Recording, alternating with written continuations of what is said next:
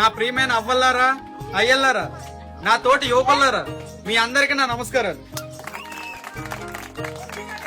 నేను మీ అందరికీ తెలుసండి, ఇదే ఊర్లో పుట్టాను, ఇక్కడే పెరిగాను. ఈ రోజు నేను మీ ముందుకు వచ్చి ఓటు అడగడానికి ఒకే ఒక కారణం, మన ఊరు రూపురేఖలు మార్చాలి. ఎన్నాళ్ళు మనం ఎందరినో చూసాం, గెలిచాక ఊర్లోకి రాని వాళ్ళు కూడా చూసాం. పన్నుల కోసం వెళ్తే రేపు రా పో అని వాళ్ళు కూడా చూసాం. కానీ నేను అలా ఉండను. మీ పన్నుల కోసం మీరు నా దగ్గర రావడం కాదు, నేనే మీ దగ్గరికి వస్తాను. కొందరు అనుభవం గురించి మాట్లాడారండి. ఆ అనుభవంతో ఏం చేశారు? ఊరిని మార్చారా, రోడ్లు వేయించారా, స్కూల్ బాగు చేయించారా, నీటి వసతి కల్పించారా? కొందరు ఎలక్షన్ ముందు ఇచ్చిన హామీలు మర్చిపోవచ్చు, కానీ వాళ్ళు బినామీలు నాకు గుర్తున్నారు. మనకున్నది ఒకే బావి, తాగడానికి, స్నానం చేయడానికి. ఒకవేళ చెరువులు నిండిపోయి అనుకోండి, దీనికి కూడా అదే ఓడాల్సి వస్తుంది.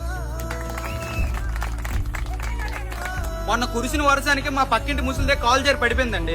ఆవిడని తీసుకెళ్ళడానికి ఊర్లోకి ఒక్క ఆటో కూడా రాలేదు. రోడ్లు లేవు,